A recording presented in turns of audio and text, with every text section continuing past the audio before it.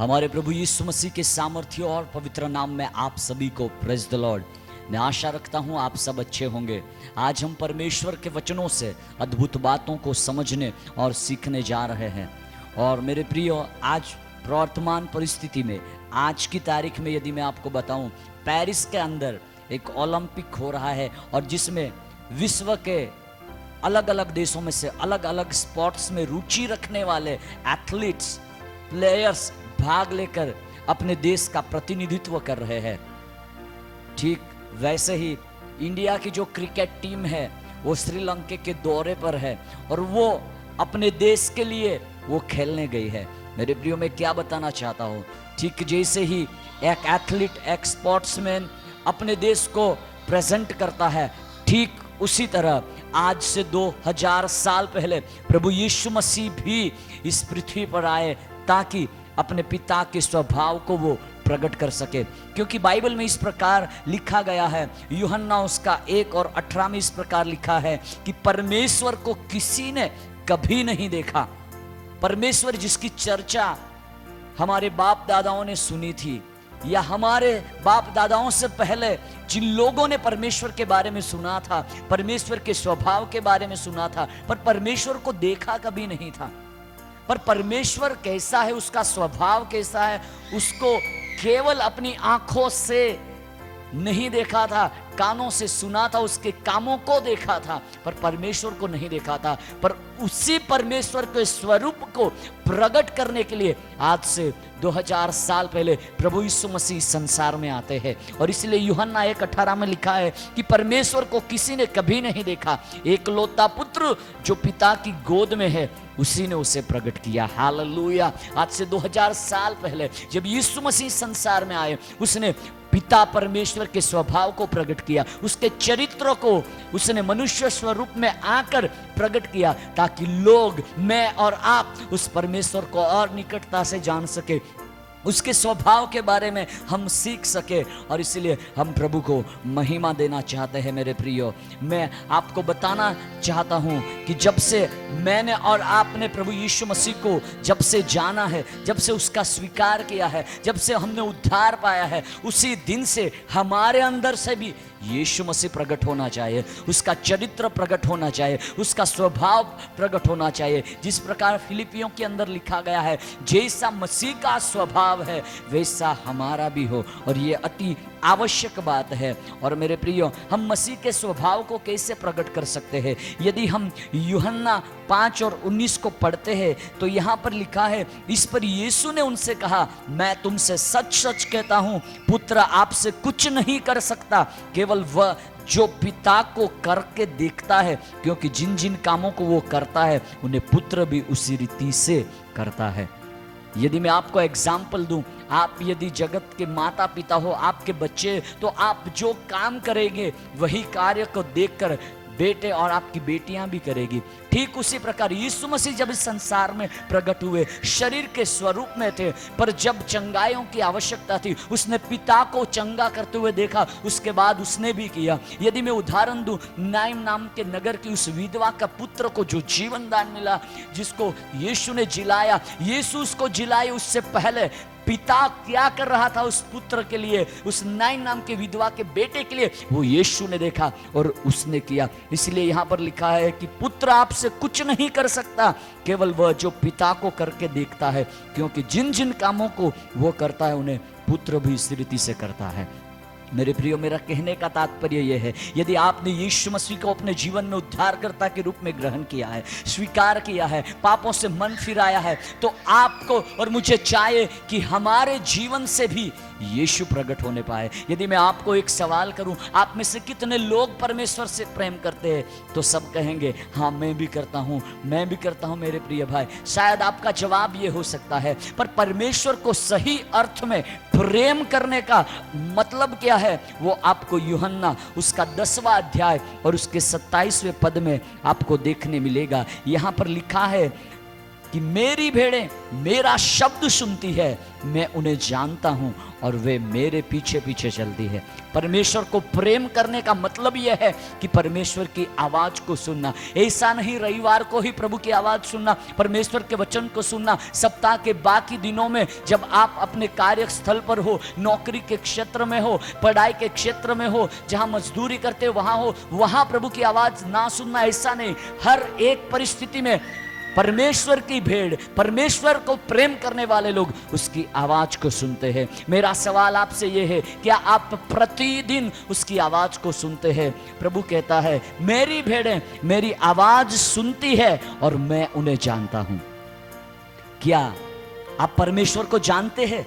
तो शायद आपका जवाब हो सकता है कि हां, मैं परमेश्वर को जानता हूं। पर मैं यदि दूसरा सवाल आपसे यह करूं, क्या आपको प्रभु जानता है? क्या प्रभु आपके जीवन के बारे में जानता है, आपके पाप के बारे में जानता है, या आपकी अच्छाई के बारे में प्रभु जानता है? यदि प्रभु आज भी आपको पापी व्यक्ति की तौर पर यदि देख रहा है, तो आपको अपनी परिस्थिति, अपना जीवन सुधारने की आवश्यकता है।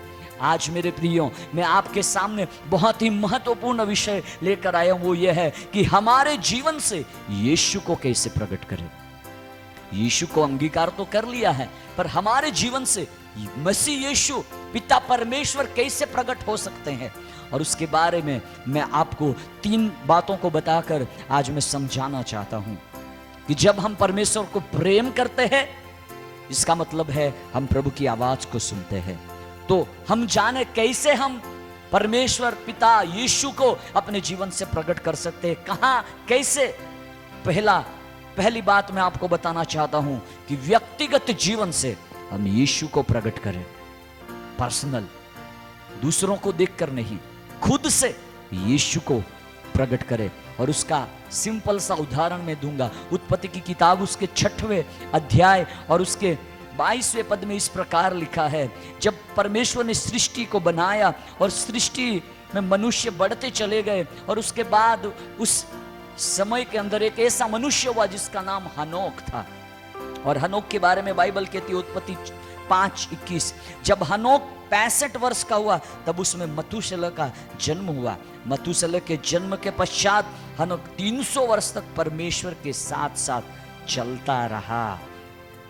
मेरे प्रियो, 300 साल परमेश्वर की उपस्थिति में चलना, प्रभु के भय में चलना बहुत ही कठिन बात है। पर जब एक बार आप ये शुरुआत कर देते हैं, ये स्टार्टिंग कर देते हैं, तो ये आपके लिए आसान हो जाता है। हनोक के साथ भी ऐसा ही हुआ। हनोक ना तो प्रचारक था, ना तो वर्शिपर था, ना गीत लिखने वाला था, ना भविष्यवाणी करने वाला था। हनोक एक आम इंसान था, पर वो परमेश्वर के भय में इस रीति से चला, परमेश्वर के स्वभाव को, परमेश्वर की आवाज को, परमेश्वर की उन बातों को, वो परमेश्वर की बातों की खराई पर इस रीति से चला कि मेरे प्रिय, उसने मौत को नहीं देखी। हनोक के समय में भी ऐसी ही परिस्थिति थी जो आज है। हनोक के समय में भी पापमय दुनिया थी, भ्रष्टाचार हो रहा था, वो बलात्कार होते होंगे। हनोक के समय में भी, हनोक भी शहरों में, राज्यों में रहा होगा, अपने गली मोहल्लों में रहा होगा। उन सारी परिस्थितियों के बीच में हनोक के जीवन में परमेश्वर को उसने प्रकट किया, परमेश्वर के स्वभाव को प्रकट किया। मेरे प्रियो, मैं पहला उदाहरण आपको दे रहा हूं कि हनोक के जीवन से परमेश्वर की महिमा हुई, और जब वो प्रकट हुआ, बाइबल कहती है वो लोप हो गया, वो मरा नहीं। उस समय के जगत को एक मिसाल मिल गई कि यदि आप अच्छा जीवन जीते हो तो आप मृत्यु को नहीं देख सकते। हनोक उठा लिया गया। जब हनोक उठा लिया गया, उस बात की चर्चा लोगों ने सुनी होगी, लोगों को मालूम पड़ा होगा, उसके गली मोहल्ले वालों को जब पता चला होगा, लोग आश्चर्य के साथ भय में होंगे। मेरे प्रियो, मैं क्या कहना चाहता हूं, यीशु को अपने जीवन से आप प्रकट करें, पर्सनल अपने जीवन से यीशु को प्रकट करें। दूसरा उदाहरण यदि मैं दूं, दानियल, शद्रक, मेशक और अबेदनगो।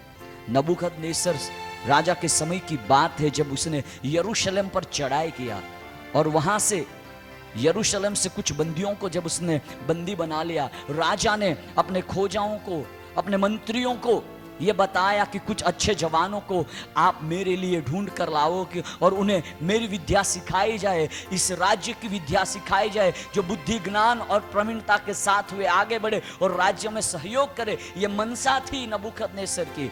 और उस समय जब दानियल और शद्रक मेशक अबेदनगो, इनमें से ये 4 जवानों को भी जब लाया गया, राजा ने ये आदेश दिया कि उनको अच्छी अच्छी भोजन वस्तुएं मिले ताकि वे बुद्धि में, ज्ञान में, शरीर में, वो बड़े डिलडोल में वो अच्छे रहे।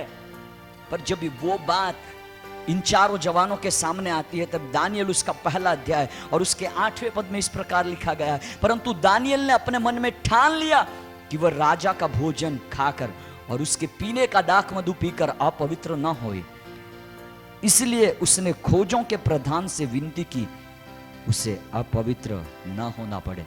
दानियल ने मन में ठान लिया, चाहे कुछ भी हो जाए मैं ये भोजन वस्तु नहीं करूंगा। आज मेरे प्रिय जवानों, बहुत से मसीह जवान चर्च में भी आते हैं, बाहर बार में नाचते हैं, बियर पीते हैं, ऐशो आराम की जिंदगियां जीते हैं, प्रभु के सम्मुख में आते हैं, अपने आप को पवित्र मानते हैं रविवार तक, परंतु उसके बाद बाकी का जीवन ऐसा जीते हैं मानो कि कोई जिंदगी दूसरी है ही नहीं। बस यहाँ से खा पीना है, मौज करना है, बस इतना ही। पर नहीं, राजा का भोजन खाने के लिए दानियल और शद्रक मेशक अबेदनगो को मौका मिला, पर उन्होंने मन में निश्चय किया था कि मैं परमेश्वर के लिए अपवित्र न ठहरूं। आज बहुत बार हम निश्चय लेते हैं, बहुत बार हम ये मानते हैं, हम ये डिसीजन लेते हैं कि हम जो कुछ भी करेंगे प्रभु के लिए करेंगे, हम प्रार्थना की शुरुआत करेंगे, वचन पढ़ेंगे, उपवास करेंगे। ये निश्चय लेना अच्छी बात है, परंतु उससे बढ़कर आपका निश्चय ये होने पाए कि आपके जीवन से प्रभु को महिमा मिले और आप पवित्र बने रहे।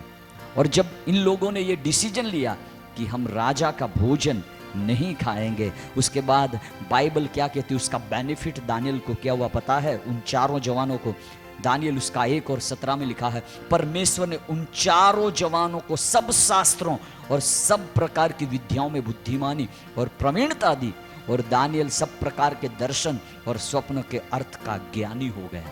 यदि आप ज्ञानी बनना चाहते हो, यदि आप आप संसार में एक प्रतिष्ठित होना चाहते हो, अच्छी बात है, कोई बुराई नहीं है, पर उन सारी चीजों में आपके जीवन से परमेश्वर को महिमा मिले। और जब उन्होंने अपवित्र न हुए, परमेश्वर ने उन्हें ज्ञान और बुद्धि से भरा। इतना नहीं, जब नबूकदनेस्सर राजा ने जो स्वप्न देखा उसका अर्थ बताने वाला कोई ना था, तब दानियल जब प्रभु के सम्मुख गया, प्रभु ने उन्हें जब अर्थ बताया और वो अर्थ लेकर दानियल नबूकद को जब बताता है, तब दानियल उसका 2 अध्याय और उसके 46 और 47 के अंदर परमेश्वर का वचन इस प्रकार कहता है कि दानियल ने जब स्वप्न का खुलासा किया तब नबूवत ने क्या रिएक्शन दिया। पढ़िए, मैं आपके लिए पढ़ूंगा दानियल 2 और उसका 46। इतना सुनकर नबूकद राजा ने मुंह के बल गिरकर दानियल को दंडवत किया और आज्ञा दी कि उसको भेंट चढ़ावो और उसके सामने सुगंध वस्तु जलाओ। सोचिए, एक राजा, एक गुलाम लड़के, गुलाम जवान, उनके सामने जब उन्होंने अर्थ को बताया नबूकद को, वे दानियल के सामने झुक गए, ऊंधे मुंह वो गिरे, दंडवत किया। कहा गया, राजा ने कहा कि उन्हें दंडवत किया और आज्ञा दी कि भेंट चढ़ाओ और उसके सामने सुगंध वस्तु जलाओ। सुगंधी वस्तुओं कहां पर चढ़ाई जाती है? देवी देवताओं के लिए। दानियल को मानो राजा ईश्वर समझ रहा था, पर ऐसा नहीं मेरे प्रियो। दानियल खुद ईश्वर नहीं था, पर ईश्वर का स्वभाव, परमेश्वर की महिमा और परमेश्वर का गुण दानियल के अंदर था। दूसरा उदाहरण बता रहा हूं, आप अपने जीवन से यीशु को कैसे प्रकट कर सकते हैं? दानियल की तरह आप भी अपने नौकरी कार्य क्षेत्र में जहां रहते हो अपने आप को पवित्र बनाए रखे, परमेश्वर आपको ऊंचे पर खड़ा करेगा। तीसरा और आखिरी उदाहरण, व्यक्तिगत जीवन से यीशु को कैसे आप प्रकट कर सकते हैं, उसका एक उदाहरण है सामरी स्त्री। यूहन्ना की इंजील उसका 4 अध्याय के अंदर जब हम पढ़ते हैं, याकूब के कुएं के पास ये स्त्री दोपहर के समय पानी भरने के लिए जाया करती थी। एक समय ऐसा था, यहूदी लोग सामरियों को निम्न कक्षा के मानते थे और इसीलिए ये स्त्री दोपहर को गई थी। ये स्त्री उस गली मोहल्ले की बदनाम औरत थी। इसने अपना कैरेक्टर, उसका कैरेक्टर से लोग उसको पहचानते थे, इसलिए दोपहर को जब गए और उसी समय यीशु मसीह भी वहां पहुंचते हैं। और मेरे प्रिय, जब उनकी वार्तालाप होती है, प्रभु यीशु मसीह उसके पति के बारे में पूछती है तो कहती है मेरा पति नहीं है। यीशु मसीह की ये सारी वार्तालाप करने के बाद यीशु मसीह उसके सारे भूतकाल का काला चिट्ठा खोलकर उसके सामने रख देता है। तब ये स्त्री डर गई होगी। यह कहती है कि ये अवश्य मसीह आने वाला मशाया हो सकता है या भविष्यद्वक्ता उठ खड़ा हुआ है जो मेरे जीवन के बारे में जानता है। जब उसके जीवन के बारे में ये बातें यीशु ने उससे कही, उसने ये नहीं सोचा कि मुझे बुरा लगा, इस व्यक्ति को किसी ने मेरे बारे में बताया होगा इसलिए उसको सब कुछ मालूम है। परंतु नहीं मेरे प्रियो, जब वचन उस स्त्री के लिए पहुंचा, यीशु खुद उनके लिए पहुंचे, तब उसके जीवन के अंदर परिवर्तन आया। और जब उसके जीवन के अंदर परिवर्तन आया, वही स्त्री अपने नगर में जाकर प्रचार करने लगी। और इसलिए तो यूहन्ना के अंदर हम पढ़ते हैं, यूहन्ना उसका 4 अध्याय और उसके 39वें पद में इस प्रकार लिखा है कि उस नगर के बहुत से सामरियों ने स्त्री के कहने से यीशु पर विश्वास किया। हालेलुया। एक समय ये बदनाम औरत थी, बदचलन औरत थी, इससे लोग घृणा करते थे क्योंकि ये व्यभिचारी थी। जैसे वस्त्र बदलते ऐसे वो अपने पतियों को बदलती थी, पुरुषों को बदलती थी, उनके साथ नाजायज संबंधों में थी। पर जब यीशु का स्त्री से मुलाकात हुआ, जब वचन उसके पास पहुंचा, उसका जीवन यीशु ने उसको बता दिया, तब मेरे प्रिय उसने प्रायश्चित किया। वो जाकर प्रचार करने लगी। स्त्री ने कहीं पर बाइबल कॉलेज नहीं किया, 3 दिन की उपवास फास्टिंग प्रेयर में थी, ऐसा भी नहीं। पर जो कुछ उसके जीवन से हुआ, जो कुछ उसके जीवन में हुआ, उसके बारे में वो नगर में गए और प्रचार करना शुरू किया। और बाइबल कहती है सामरियों ने परमेश्वर के वचन पर विश्वास किया, यीशु पर विश्वास किया। हालेलुया। यदि आपकी भी पहचान आपने खो दी होगी, आपको भी लोग झूठे कह के बुलाते होंगे, आपके स्वभाव के अनुसार लोगों ने आपको नाम दे दिया होगा, पर आज इस समय में प्रभु की आत्मा में होकर कहना चाहता हूं, जब आपके जीवन में यीशु आ जाएगा, उसका स्वभाव आ जाएगा, मेरे प्रियो, आपके जीवन से भी यीशु महिमा पाएगा। जैसे स्त्री के जीवन से यीशु महिमा पाए और बहुत से लोगों ने विश्वास किया। मैं आपको समझा रहा हूं हमारे जीवन से यीशु को हम कैसे प्रकट करें। जैसे 3 व्यक्तिगत उदाहरणों को मैंने आपके सामने रखा, हनोक, दानियल और ये सामरी थी। दूसरी चीज कि हमारे जीवन से यीशु को कैसे प्रकट करें, उसमें दूसरी चीज मैं आपको समझाना चाहता हूं, परिवार से, अपने परिवार से यीशु को प्रकट करें। उत्पत्ति के समय की ही बात मैं आपसे करूंगा। जब पृथ्वी को बनाया, मनुष्य की संख्या बढ़ने लगी, उसके बाद पृथ्वी पर भ्रष्टता बढ़ गई, पाप बढ़ गया। और मेरे प्रियो, तब परमेश्वर को प्रायश्चित हुआ कि उसने इंसान को बनाकर ये ठीक नहीं किया। परमेश्वर ने ठान लिया था अपने मन के अंदर कि अब वो इस पृथ्वी का नाश कर देगा। उत्पत्ति उसका 6 अध्याय और उसके 7वें पद से जब हम पढ़ते, लिखा है, तब यहोवा ने कहा, मैं मनुष्य को जिसकी मैंने सृष्टि की ही पृथ्वी के ऊपर से मिटा दूंगा। क्या मनुष्य, क्या पशु, क्या रेंगने वाले जंतु, क्या आकाश के पक्षी, सबको मिटा दूंगा, क्योंकि मैं उनके बनाने से पछताता हूं। परमेश्वर को पछतावा हुआ क्योंकि जिस मकसद के लिए परमेश्वर ने इंसान को बनाया था, उस मकसद से इंसान भटक गया था। सारी पृथ्वी पर वो भ्रष्टता थी मेरे प्रियो। परंतु 8वें पद में लिखा है, परंतु यहोवा के अनुग्रह की दृष्टि नूह पर बनी रही। हालेलुया। नूह उस पृथ्वी पर एक ऐसा इंसान था जो धर्मी था और उसके ऊपर परमेश्वर की दृष्टि बनी रही। 9वें पद में लिखा है, नूह की वंशावली यह है, नूह धर्मी पुरुष और अपने समय के लोगों में खरा था और नूह परमेश्वर ही के साथ साथ चलता रहा। हालेलुया। यहाँ पर नूह के विषय में गवाही दी जा रही है कि वो धर्मी मनुष्य था।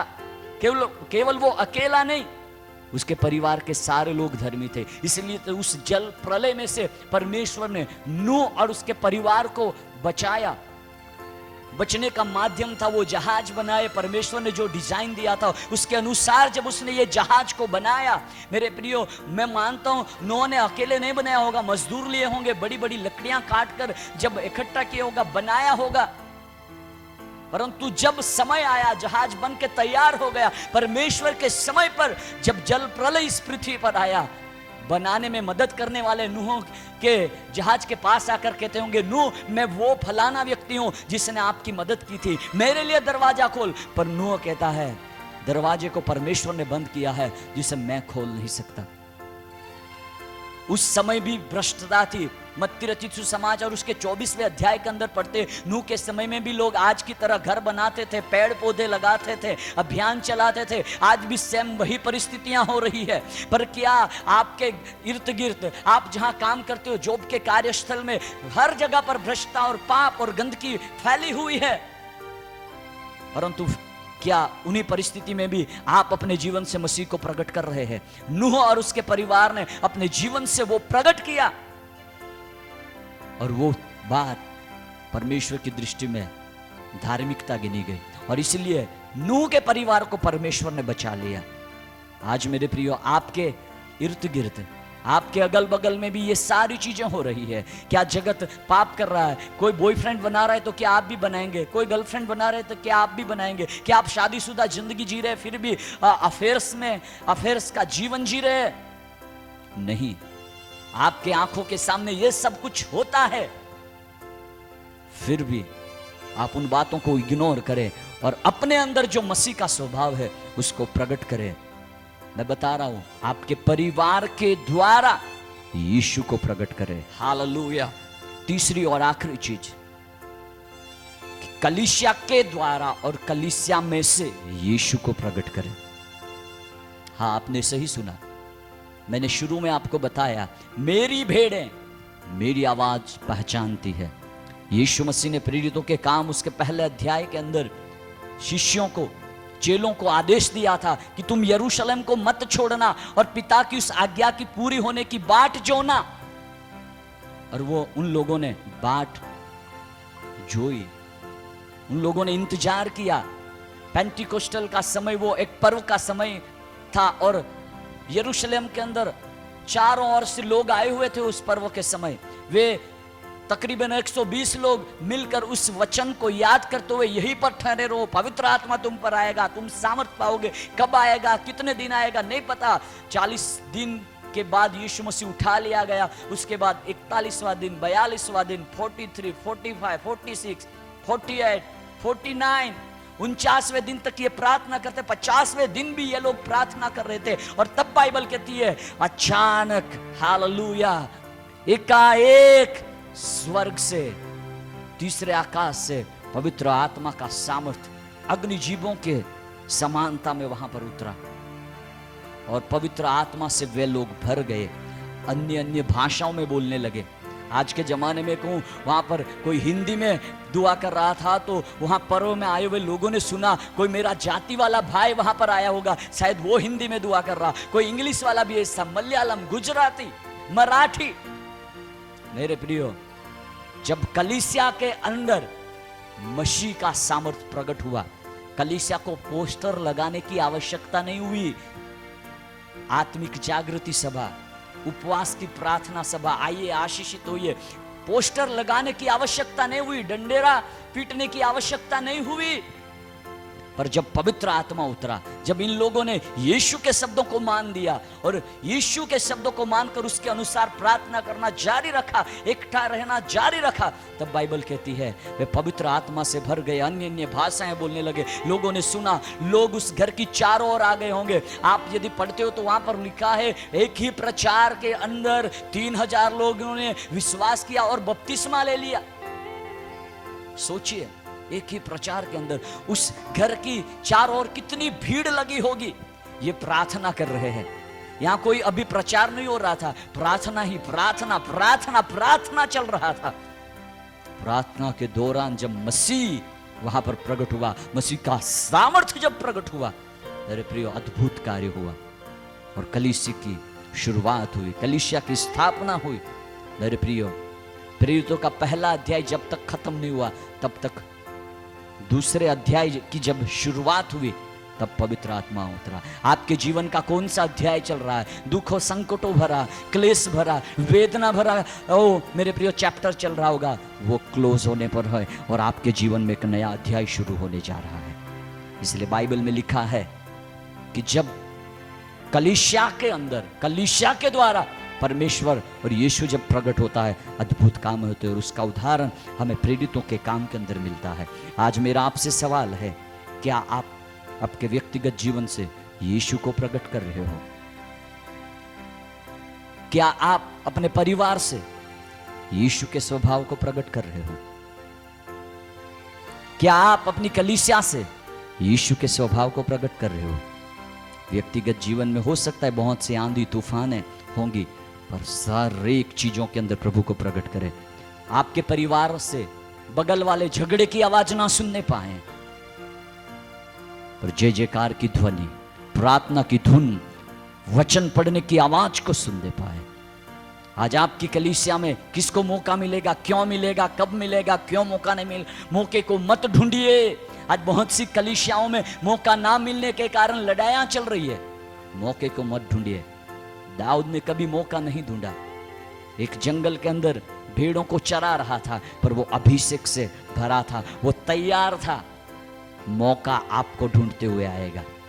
ओह वाह, हालेलुया। मौका आपको ढूंढते हुए आ रहा है, आप तैयारी रहे, परमेश्वर आपको खड़ा करेगा। अपने जीवनों के बारे में सोचिए और अपने जीवनों के बारे में गंभीर होइए और यही करिए कि आपके जीवन से यीशु प्रकट हो। आए हम मिलकर दुआ करते हैं। हे हमारे स्वर्गीय परमेश्वर पिता, हम आपकी स्तुति करते हैं।